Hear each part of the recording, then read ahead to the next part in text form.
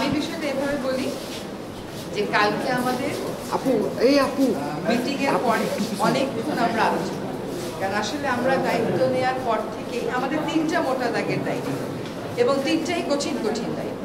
একটা দায়িত্ব হচ্ছে সংস্কার, একটা দায়িত্ব হচ্ছে বিচার, একটা দায়িত্ব হচ্ছে ইলেকশন।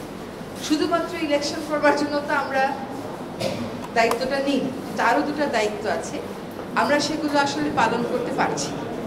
আমরা দায়িত্ব নেওয়ার পর থেকে যার যত রকম দাবি আছে সব দাবি নিয়ে তারা রাস্তায় বসে যাচ্ছে, রাস্তা আটকে দিচ্ছে, একদম ঢাকা শহর অচল হয়ে যাচ্ছে। সেই অচল অবস্থা নিরসনে আমরা কিছু করতে পারছি কিনা, তো এইগুলো আলোচনা করে যেটা আমরা চিন্তা করলাম যে আমাদের এই দায়িত্বটা কিন্তু জাতীয় দায়িত্ব। আমরা তো আগে থেকেই বলছি যে আমরা ক্ষমতা নিয়ে দায়িত্বে আছি। এই দায়িত্বটা পালন করা তখনই আমাদের পক্ষে সম্ভব হবে যখন আমরা সকলের সহযোগিতা পাবো।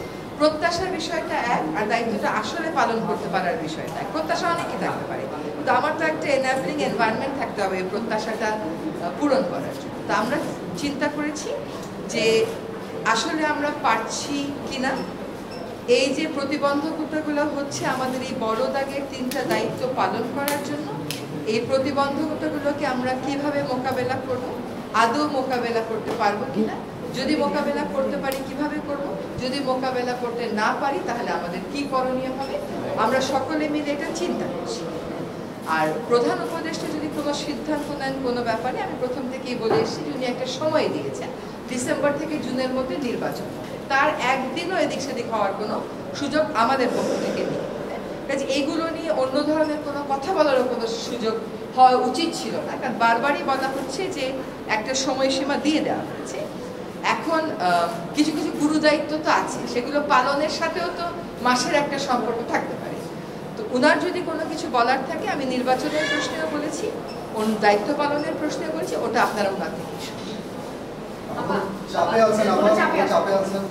না। চাপ মানে কি, ধর প্রত্যাশার একটা কোনো চাপ হচ্ছে যে আমরা পারফর্ম করতে পারছি কিনা, আমাদের বিবেচনায় বিবেকে ওইটাই একমাত্র চাপ।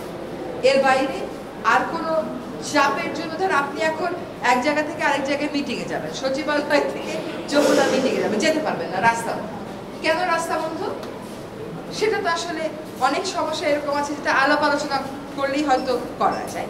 তো চাপ হচ্ছে আমাদের নিজেদের পারফরমেন্সের চাপ, যে আমরা পারফর্ম করতে পারছি কি পারছি না। ম্যাস পিপলকে একই ইনফরমেশন, যে আমরা যদি আমাদের দায়িত্ব পালন করতে পারি তাহলে আমাদের দায়িত্বে থাকাটা প্রাসঙ্গিক। যদি দায়িত্ব পালন করতে না পারি, আমাদের যার যার নিজস্ব অনেক কাজ আছে, তাহলে দায়িত্ব পালন করাটা আর প্রাসঙ্গিক থাকলো। আমরা দায়িত্ব পালন অনেক প্রতিকূল পরিস্থিতির মধ্য দিয়ে তো অনেক দূর এগিয়েছি।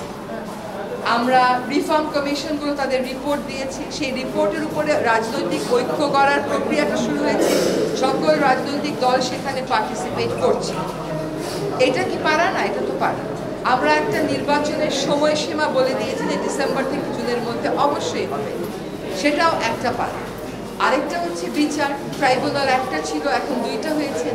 আগামীকাল থেকে ট্রায়ালের আনুষ্ঠানিক পর্যায়ে শুরু হবে, কিন্তু জিনিসগুলো স্মুথ যেতে হবে, এগুলোতে যাতে কোনো রকমের প্রতিবন্ধকতা না আসে, সেটা প্রথম থেকে আমাদের একটা আহ্বান ছিল।